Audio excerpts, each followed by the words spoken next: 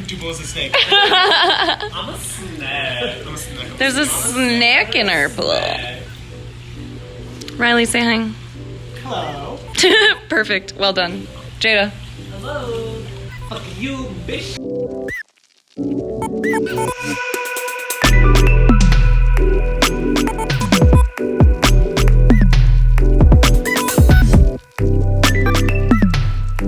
So we are going to be talking about mental health and mindfulness today.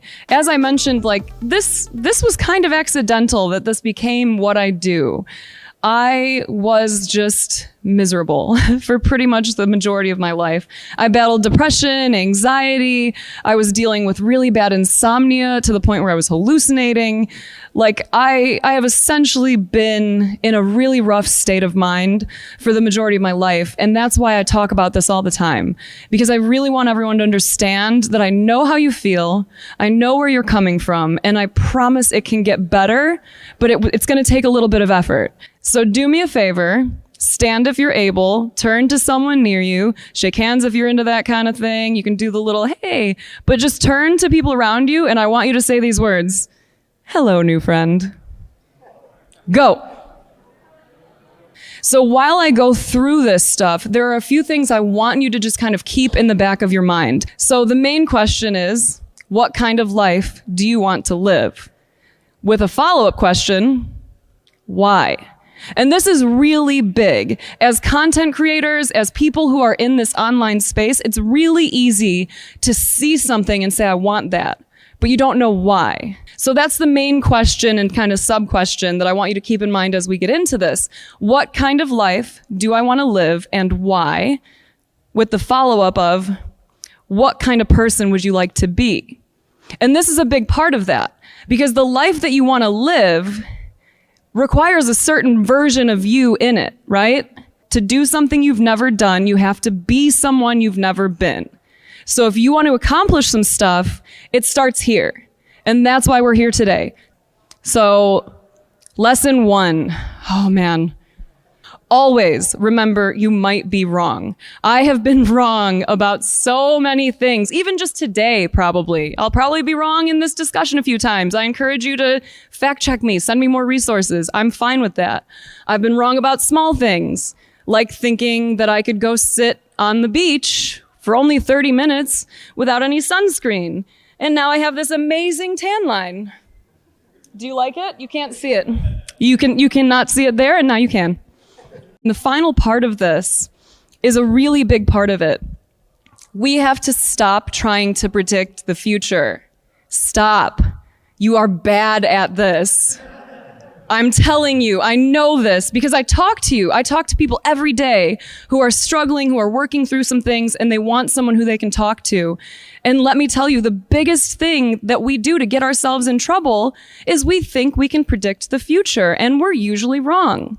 If you find yourself in this situation where you're trying to predict the future, do whatever it takes, like splash some water on your face, do the little face slap thing, snap yourself out of it. Stop trying to predict the future, and please, always, always, always remember that you might be wrong. This is a big one, and I mentioned that all of this information is available online. I'll have the link for that shortly. But the thing that I really, really want to reinforce here is that you are in control. You are in control, and you're not alone. Too many times we allow ourselves to feel isolated when we are really not. So please don't let your brain tell you that you're alone, because it might try. And especially if you're already in a pattern of isolation, know that there are some changes that happen in your mind when you isolate yourself. It makes you more likely to read other people's neutral faces as hostile. It makes you more likely to take offense to things, to be easily agitated in groups. You've got to work through that. So please connect to others when you can, but remember that you are not alone, even if your brain is trying to convince you that you are. Self-care is crucial. Crucial. And I made this really fun way for y'all to remember it, because I've always wanted to have something that people could what are they called? Anagram? Yeah, thank you. It took a second. So if you want to stay cool, and we're talking about, mentally cool in this case, remember shade. Okay? So that's sleep, hydration, air, diet, and exercise. So sleep, we know is important, right? We know it's important. How many of you have a good sleep schedule? Raise your hand. How many of you are going to be creating a new sleep schedule next week? Raise your hands. Come on, boo. There was someone even in my Discord just this past week who came in and was having a hard day and they were venting. It was like a paragraph of anger. They came back about an hour later and they were like, I just had a nap and I feel so good right now. If you've ever felt that way, then I think you can probably understand sleep is super, super important. We do not prioritize this enough, and we have to stop glorifying this whole team no sleep lifestyle because we're hurting ourselves and others. Sleep is key. I could talk about that all day, but we don't have the time for it. So we're going to move on to the next one. Hydration. Water bottles. Good, now drink out of them. One of the things that I found really fascinating was learning that just 1% below optimal hydration levels is enough to start causing headaches, start causing fatigue, start causing a loss of focus. Like, it really derails your whole day as soon as you start losing out on that hydration. So please keep yourselves hydrated and get a reusable water bottle for the future as well. Like, we're nice to our environment here. So A in shade stands for not just air, but a certain type of it. I highly recommend that you seek out air, sunlight, and nature whenever possible. Make some plans to go and walk in nature. Go to a park, go walk by the water. Not only does nature elicit feelings of awe, like AWE, which is amazing because it can help with people, for people who are battling PTSD especially, awe is apparently really great at helping with reducing the symptoms. So get out in nature. It's great for your memory. It's great for your mind. It's great for your focus. So get out and get some fresh air. I know we're gamers. I know, but go outside. Just go outside, friends. Yes, there's extension cords. Oh my gosh. Yes. Okay, D is for diet. I'm not going to try to tell you how to manage your own diet because I don't know enough to be able to educate you on that. But what I can tell you is cut out some of the processed stuff, cut out soda and fast food, drink more water, like we were talking about before. And in general, just be aware of your diet. Pay attention to it. 95% of the serotonin that makes its way to your brain it originates in your gut and it travels via neurotransmitters up to your mind. So the stuff that goes into your stomach matters more than we give it credit for. If you have a terrible diet and you feel like crap all the time, they might have something to do with each other. And then the final thing for self-care is E, exercise. I don't think I have to go into this too much. I know we could all do a little bit better. Shoot for 30 minutes a day. It's not that hard. 10 minutes in the morning, 10 minutes at noon, 10 minutes at night, but get your buns moving. Go do some stuff. It's really important. It's great for your mind. It's great for your body. You will feel at least a little bit better if you keep yourself moving forward and keep yourself moving in general. So are you guys going to be able to remember this? Are you folks going to be able to remember shade? Does that help at all? I am so good at this. This is the last one. It's pretty simple, but it's very often neglected. Talk. Step 5 on the 5 steps to better mental health is just talk. Talk to each other. Talk to your friends. Talk to your family. Talk to a counselor, a therapist, a doctor of some kind. Don't hold it all in. It's not helping you. And if you do talk to someone, the thing we talked about earlier, always knowing that you could be wrong, someone might prove you wrong. Some of these thoughts and beliefs you have about yourself, once you start talking to people and opening up about them, you might find that you're very, very wrong. Your feelings are mentionable and manageable. Everyone, every single one of you, it is worth talking about them because if you don't talk about them, you can't learn. So please talk to each other, talk to your friends, reach out, build the skill of listening. And if you are a person who struggles with communicating with others, honestly, everyone I think could stand to do this. Do some research on communication. There's a lot of fascinating things in there. And if you build that skill of conversation and focus and confidence, it is really cool to go out and put yourself out there after that. When you feel confident in your ability to speak on who you are and what you're into, it changes the game for you. I really appreciate you all coming here, especially since it was kind of challenging for you to find it. And I just want you all to know that you're beautiful. So thank you for your time today.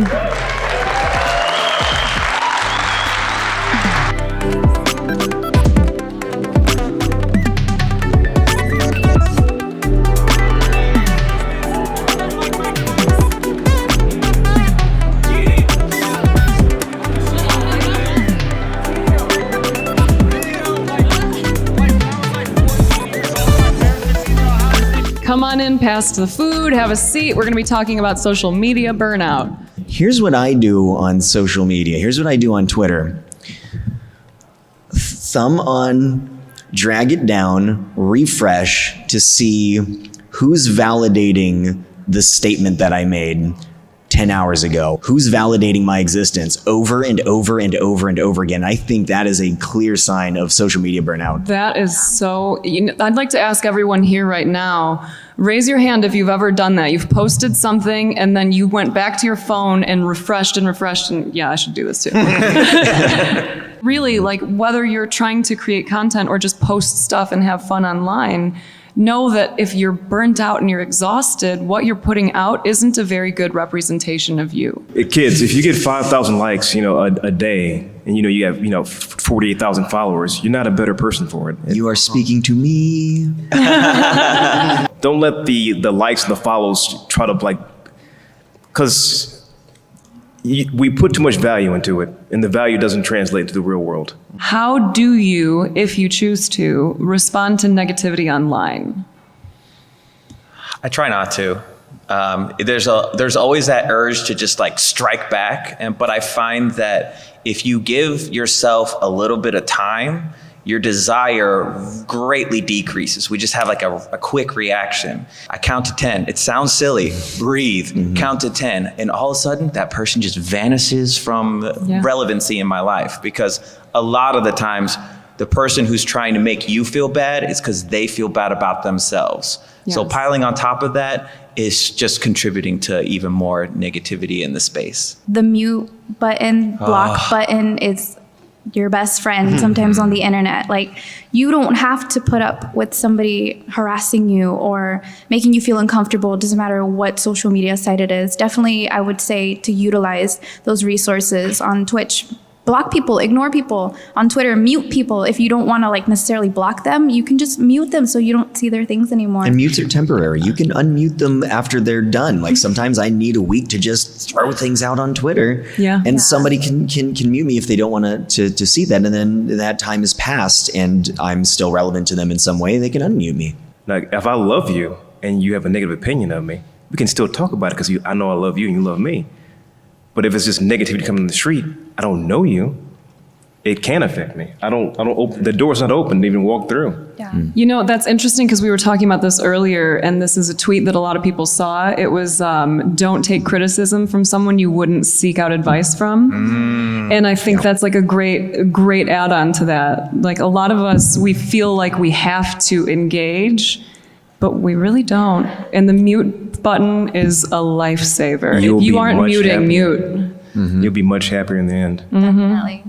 I was wondering if you had any thoughts about this, for lack of a better word, malicious way that some of these apps are designed. You talked about having your thumb down to refresh as that's reminiscent of a slot machine, or seeing the red notification bubble come up and you need to get rid of that, just as far as an addicting thing, or any thoughts you have about that? Turn off your notifications. Yeah. Yes. Just turn them off. You don't need them. Because the app's job is to keep you on the app. And your job is to set the boundary for that app. Yes. It's the same way any game is built. Yeah. It's you want to keep pulling the arm on that slot machine, hoping for a big hit. That's why I don't gamble and I don't play the lottery, because I love it's a gambling. tumbling hole. Yeah. I love gambling, but I got to take long breaks. I love playing poker, blackjack, all that stuff. But I just like this. When will we play, Jay? The more I do it, the more everything, I get mad at every little thing. And then as soon as I see that, I'm like, I gotta take a break. 6 months to a year, I'll just just won't even touch it. Anybody here play Destiny? Yeah. You were in the Nightfall 48 times for that god roll. That social media just takes a little bit less time. Where do you guys think that people need to draw the line between being a creator or persona or whatever they choose to label themselves as versus their personal image on social media? And I ask this in a way of saying, putting your problems, things out there is good for social media, but putting a burden on your audience or your, for things like that can be stressful and damaging for several people. So where do you guys think that line should kind of come to fall? It's an extraordinary challenge. Social media has inherently changed the nature of communication and the social structure of our minds. And as such, I think there's no easy answer for where the line is drawn or even how to try to draw the line. in large part because you're consistently necessarily aware of having to manage a message. That's not how you talk to friends. As a creator, your identity is also your brand.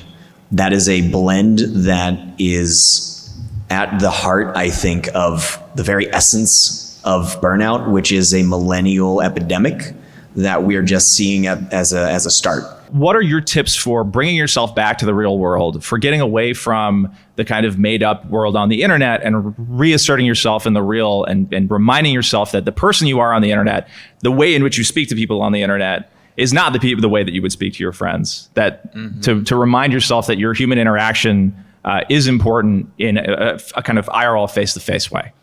I think you kind of said it. You said it like you talked about your real life friends. Like I have friends in my life that like if I'm out in public and I get recognized, they'll be like, "Oh, Chris is so famous. Oh my god!" Like, and they'll keep me grounded. They're like, "What the heck is an emote?" Like I don't know what you're saying.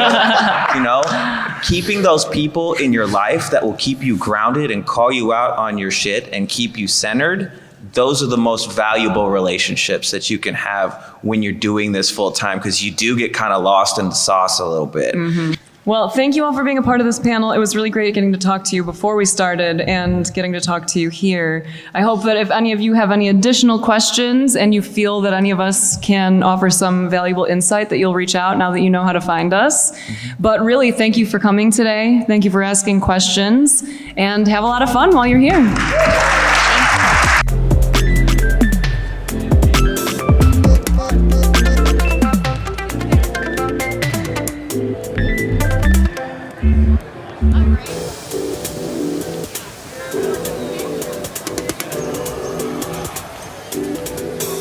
We're about to start the You versus You panel. We're going to be talking about managing your mental state / mindfulness in a competitive gaming environment.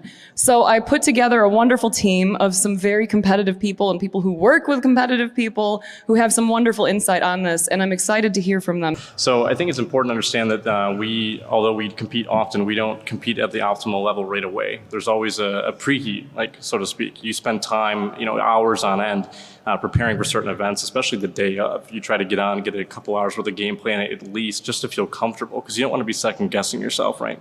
And then obviously the night before, if you can get the rest, go for it. But you know how we are, gamers, and sleep schedules don't always agree. But it's very important to really try your best to try to not set yourself up for failure, and really give yourself some slack too. Don't really look at like missing one little thing and cause yourself a huge issue.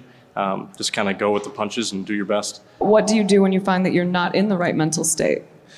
Whenever I'm not in the right mental state, it's a really good question. You have to be aware that you're not. So what that means basically is you are the best person to know who you are. So if I'm frustrated, the type of person that I know I am is that I'm gonna get quiet and I'm not gonna wanna try, I'm not gonna wanna focus into the game. So knowing something like that goes a long way, because if you're playing the game and you start noticing these signs of yourself that you're getting frustrated, that you're not in the right mental state, that will easily be able to tell you, hey, I can't be playing right now, I need a break, or I just need to step away, get some breathing room, get a drink or something that's gonna help me get a little bit of energy and get back into having fun. What do you do when you're playing team sports, when it's not you who's tilting? You're taking the initiative to shift their focus and their self-talk to positive affirmations. And that is so important in not only yourself, but in your social situations. You're not going to be able to necessarily tell them in the situation and have a conversation like, you need to be more aware of your feelings, or take a second and do this breathing exercise. So you have to kind of use your own control to recognize the situation and do what you can do to be a positive influence on your environment, and then change the situation, shift the focus. What is the worst thing someone could say to you in a competitive environment when you start to get a little frustrated or you're maybe not playing your best game? It's just a game. So you're with Steve on that one? I'm very competitive, so when I hear that, it's like, no, stop it, no, I gotta do good. It's just a game to you. Exactly. I would say the worst thing is probably tone. Like if I hear someone kind of give up, like they're already thinking about the next match or like the next event, and you kind of hear them defeated, that's like the worst thing I can hear from a teammate. Because then it feels like you can do anything that you want to do, or you can put your hardest out. But if that person gave up, what's the point? In the gaming world, it's all about like, you know, pizza rolls and energy drinks and all that. So do you think like a good balanced diet like has a solid impact on this? I mean, your skill level, these guys up here, their hand-eye coordination, their reaction time obviously plays a role in how much, you know, how good they are, right? But there are so many other domains in our life that impacts our performance. Sleep being one of them, nutrition absolutely being one of them. Doing any type of like physical activity to release some of the, you know, the endorphins and the hormones that are in our body, doing some different stretching exercises and stuff so that you guys can, you know, sit and play for extended periods of time. So there's just so many domains that play a role in your skill level. Simply just playing the game over and over and over again and practicing will develop some of that technical and that tactical proficiency, but there's just a lot besides that goes into it, nutrition obviously being one of those as well. You all have self-imposed pressure, right? You all are incredibly competitive. You want to be good. You're imposing pressure on yourself to be good. By turning that camera on and playing in, you know, live tournaments in front of hundreds, thousands of people, you're now getting that additional pressure. What are your strategies for dealing with that additional external pressure to be good? Honestly, like we definitely do play a lot of different off stream compared to on stream. We focus more on chat, and then we try to like, you know, multitask, focusing on chat and playing good at the same time. And sometimes it's hard to manage both. But honestly, like when there are days when sometimes you're not gonna play good, and that's okay too. So I try to redirect myself to like focusing on chat and stuff like that while, you know, entertaining them at the same time, but also trying to get back to where I'm at, you know, and focus on the positive and try to make sure, you know, I have to build that confidence back up just in case. So I really appreciate you all coming here today. I hope that you gained some knowledge here. At the very least, I hope one thing that stood out to you is that awareness allows you to have some control. So do what you can to start being more aware of who you are and what kinds of emotions you tend to experience in the moment so that you can start actually working around them and learning ways to kind of start changing those behaviors. Hey! This is the shit I have to deal with. Snapback. Such a good snapback. Look at that snapback though. Oh, it's right over there. That's what's up. It's right over there. It's not a snapback. It's actually Look, a snapback. you guys She's fibbing. Can't It's a confirm. snapback. She's fibbing. It's She a lied. snapback. I can see it. Liar. This is the final day of GuardianCon. It's been amazing. I got a nice little group of ridiculous humans over here. And my voice is officially like almost done. But we've gotta head out. It's been amazing. We're at the bar right now, outside at the pool. We've been hanging out with people all night. I got to meet a ton of people, and I'm so grateful. Lots and lots of great conversations. So yeah, I'm excited to have the rest of the weekend now to kind of veg and chill and process all of this. But it's been incredible.